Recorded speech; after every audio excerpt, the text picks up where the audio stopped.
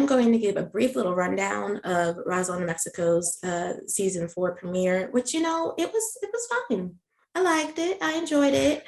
It was interesting because I think whenever you start a premiere where everyone is in a state of calm before the storm, like in literally before the storm, because there's a storm in this episode, Mhm. it gives you an opportunity to see like, okay, they're settled. How are they doing with being settled? And everyone is hiding how they feel, which is typical of Roswell, New Mexico. But like Liz is a teacher. She's helping people get their GEDs. And she's lovely as an instructor, actually. I mean, Janine Mason has such brightness on screen, and that really came out as she's a teacher. And then Max is interim sheriff, which I don't know how that one happened. And I don't think But they're he going was to always explain it. a sheriff. He's a deputy. Oh, see, I don't know the difference. Oh, okay. So his position, he got hired, but the sheriff has to be voted in. Mm. And the former sheriff was I don't remember that woman's name, but never mind. We're just going to drop that out. But she was a part of the regiment issue last season, and I forget how she got ousted because that part of the storyline was a little confusing for me. But so he's interim sheriff, and then Cameron comes back to town. So she's an FBI agent, and she's dealing with bank robberies, and he's convinced it's not aliens, even though she's so sure it is aliens. And he's convinced it's not aliens because he's too busy trying to propose to Liz, and so he really doesn't need drama of the alien kind. But things don't work out with the proposal to Liz because she's not ready to get married, and she doesn't think that they're ready to get married, but she does want him to ask her later when they've sort of sorted out the direction that they want to go in, which I thought they are in a place story-wise for them to be considering marriage. So that's going to be an interesting element for season 4.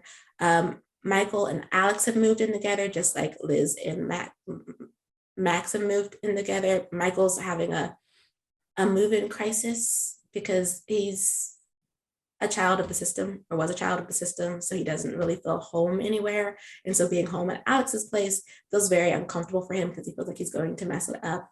I will say that beat for their relationship was strange, only because like Alex shows him a gazebo that he made with his mom, like a miniature gazebo.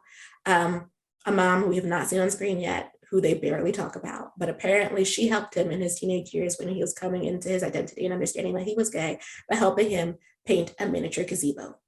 I thought that meant that he painted miniature gazebos whenever he was stressed, so that he has like a whole room full of miniature gazebos. Apparently, that's not what actually happened. He just showed Michael the one he made with his mom and then left it on the table. And then Michael broke it by accident. Yeah. Oh no. Is that like an entry point for the mom to show up? I'm hoping because they occasionally talk about this woman, and I just don't understand.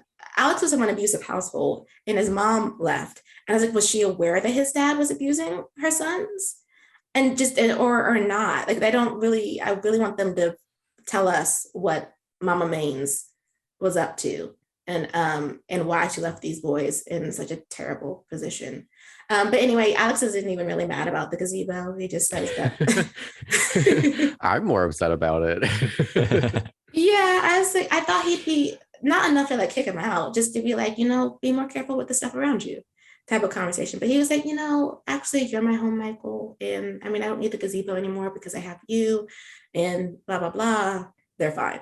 That reminds me, Michael, that I don't remember what season, but in Gilmore Girls, when Suki and Jackson break Lorelai's dollhouse and they feel really Yeah. bad, and Lorelai's like low key like heartbroken, but she like doesn't take it out on them. I was like so sad. We It's just a wanted the brief, drama. yeah, just a brief aside.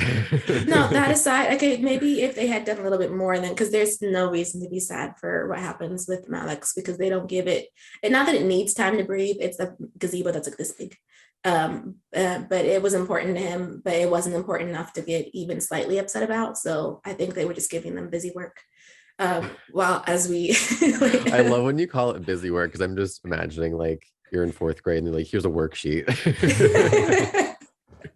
I mean, that's what it felt like. They were like, we need to give Michael and Alex a story before we can set up what happens in episode 2. So what we're going to do is have Michael panic over and give Alex this piece of backstory that we had never talked about ever. And then I don't know, just give them drama for no reason. It's giving Tarlos and 911 Oh Lone my Star goodness. too. Yeah. People love Tarlos. I know y'all love Tarlos. And people compare Malex and Tarlos a lot. They want Malex to get Tarlos level storylines. So perhaps that was a note the writers This took. is the beginning of it.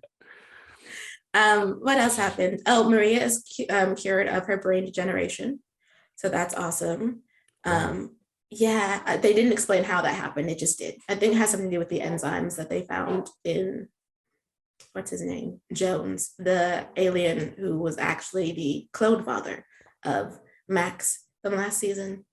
Oh, and the bank robbers are aliens, and they're trying to start the alighting by pouring some type of powder into the desert ground of New Mexico. And that's where they lost me.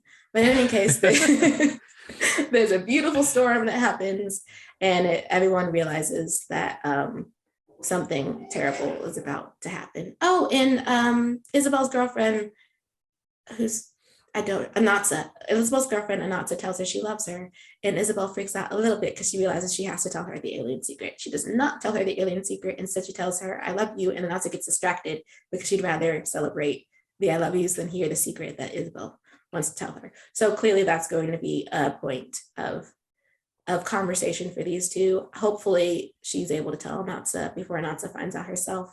But then again, that would add drama to the storyline. So if we're arguing in the desert about aliens and how could you not tell me, and I'm a reporter, I'm fine with that. That episode sounds like a beautiful storm. There is so much happening in it.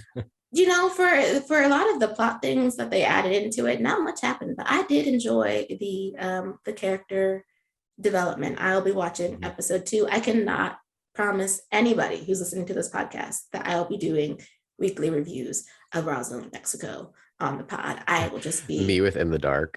yes, like, you know, we're just going to enjoy the shows that we watch and pop back on when it's pertinent. I think that's the best. That's the best decision.